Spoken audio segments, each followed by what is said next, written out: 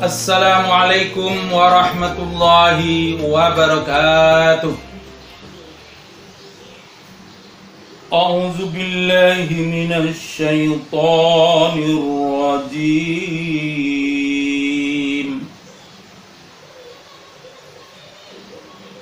Bismillahirrahmanirrahim.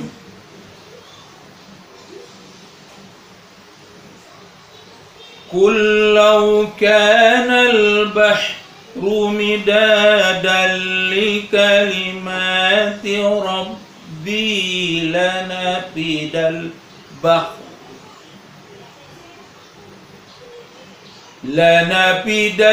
bahru qabla an tanfada kalimatu rabbi qabla an tanfada kalimatu rabbi walau ji'na bimislihi madada.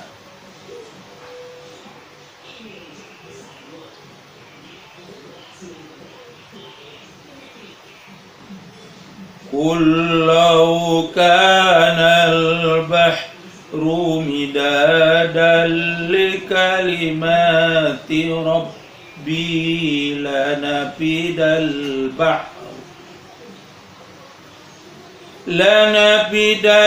bahru qabla an tanfada kalimatu rabbi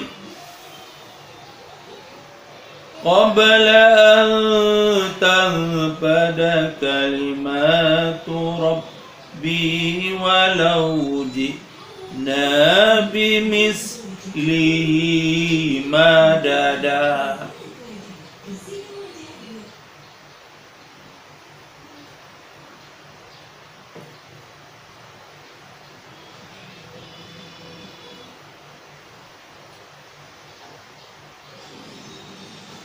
Qul law kana al-bahru midadan li kalimati rabbi lanafidal bahru qabla an tanfada kalimatu rabbi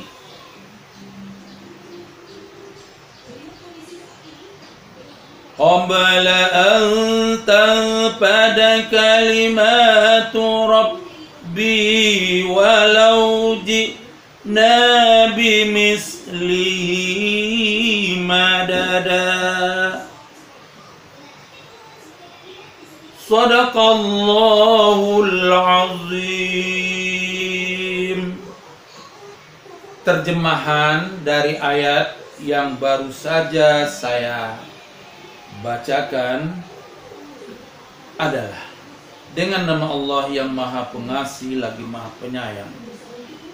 Katakanlah, kalau sekiranya lautan menjadi tinta untuk menulis kalimat-kalimat Tuhanku, sungguh habislah lautan itu sebelum selesai ditulis kalimat-kalimat Tuhanku. Walaupun kami datangkan tambahan sebanyak itu pula, sungguh maha luas ilmu Allah Subhanahu wa ta'ala. Ayat ini menjelaskan betapa luasnya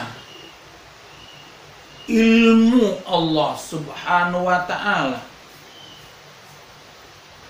Disebutkan kalaulah ditulis kalimat-kalimat Allah, ayat-ayat Allah, itu habis air laut di muka bumi ini dan semua pepohonan yang ada di bumi ini sebagai penanya, itu tak akan pernah habis ilmu Allah ditulis oleh makhluk manusia. Ayat Allah itu secara garis besarnya terbagi dua. Yang diucapkan kita sebut kalimat-kalimat atau ayat kauliyah. Yang ada di dalam Al-Quran yang kita hadapi ini sekarang adalah ayat kauliyah. Ayat kauliyah ini dijelaskan oleh para ulama, melahirkan ilmu tafsir, melahirkan ilmu akidah, ilmu kalam, melahirkan ilmu ibadah, ilmu fikih, ilmu akhlak, dan betapa banyak pula yang merupakan kisah-kisah umat dahulu dan hal-hal yang akan terjadi di kemudian hari. Sungguh luas jika dijelaskan itu. Sedangkan ayat Allah yang kedua adalah yang disebut ayat kauniyah. Ayat kauniyah adalah seluruh ciptaan Allah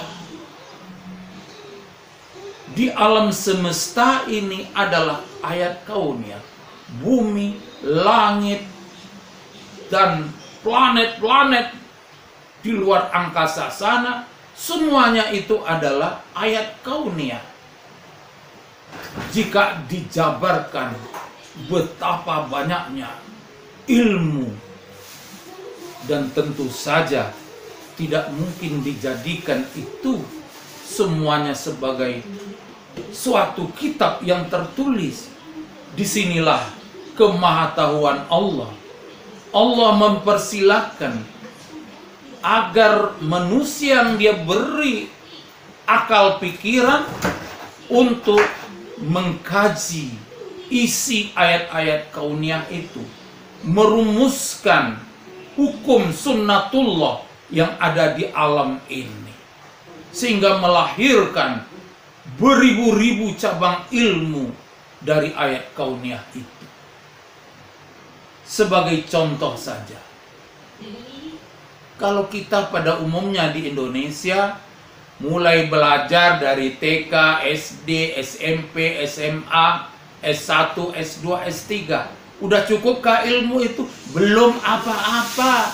Oleh sebab itu jangan nyombong kalau sudah punya sekian ijazah sampai S3, apalagi baru S1, nggak pernah lagi mengkaji ilmu Allah, tidak mengkaji agama Allah, tidak membaca ayat kauliyah, ayat kauniyah apalagi. Nah, disinilah Nabi memberikan motivasi, dorongan kepada kita. Talabal ilmi minal mahdi ilal lahdi. Tuntutlah ilmu itu dari ayunan sampai nanti terhenti setelah sampai di liang lahat. Saking luasnya ilmu pengetahuan itu. Inilah maksudnya.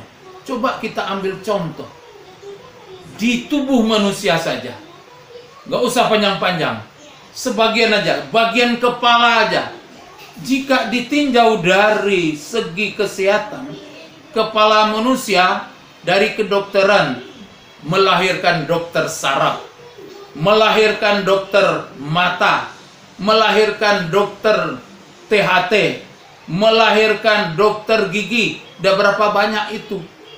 Melahirkan pula dokter yang disebut psikiater, dokter jiwa. Masya Allah, itu baru kepala. Jika kita lihat itu, rumah sakitnya banyak rumah sakit yang dilahirkannya itu.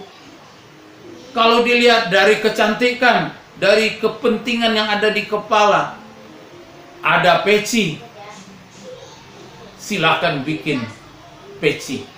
Ada yang namanya hijab, jilbab, kepentingan. Begitu di kuping, wah ada anting. Begitu lihat mata, wah ada berbagai macam kacamata, berbagai alat shadow dan lain sebagainya untuk memperbaiki alis mata. Itu semuanya ilmu yang dipelajari. Begitu pula alat-alat make up yang lahirnya itu dikaji dari ilmu kauniyah. Ya.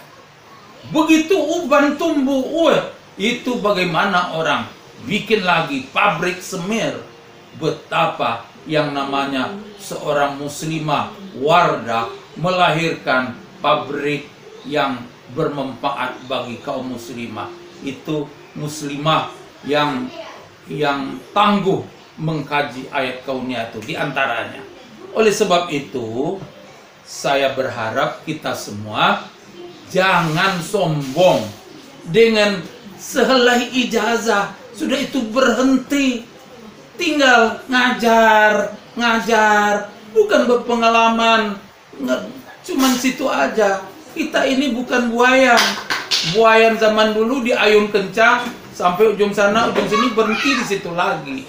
Sekarang buayan anak-anak genjot atas bawah, enjot atas bawah, dia berhenti di situ lagi. Tapi jika ilmu, inilah pesan dari para ulama. Kalau kalian mengkaji Al-Quran, kalian akan bisa tahu dari semenjak azali, semenjak zaman terdulu, zaman sekarang, dan zaman pasca kehidupan di muka bumi ini. Itu semuanya tak mungkin dapat ditulis. Betapa banyaknya kurnia Allah terhadap ilmu ini. Oleh sebab itu, marilah kita selalu berdoa kepada Allah. Rabbi zidni ilma warzuqni fahma. Mari kita lihat contoh-contoh ulama dahulu. Dia seorang ahli fikih, tapi juga dokter. Dia juga ahli filsafat. Ibnu Sina, dia ulama tapi juga dokter. Masya Allah. Inilah yang harus kita gali kembali. Jika kita sekarang sebagai pendidik, mari kita motivasi anak-anak kita dengan firman Allah dalam surat Al-Kahfi ayat 109 ini. Betapa luasnya ilmu yang dibentangkan oleh Allah di muka bumi ini untuk kemaslahatan kesejahteraan umat manusia. Semoga uraian singkat tentang satu ayat ini membuat kita bahagia dunia wal akhirat. Sekali lagi, jangan hanya memandangkan satu lembar ijazah yang ada di tangan Anda. Mari terus kembangkan ilmu. Kita selalu menggali ilmu, ayat kauliyah dan ayat kauniyah. Billahi taufiq wal hidayah. Walhamdulillahirabbil alamin. Wassalamualaikum warahmatullahi wabarakatuh.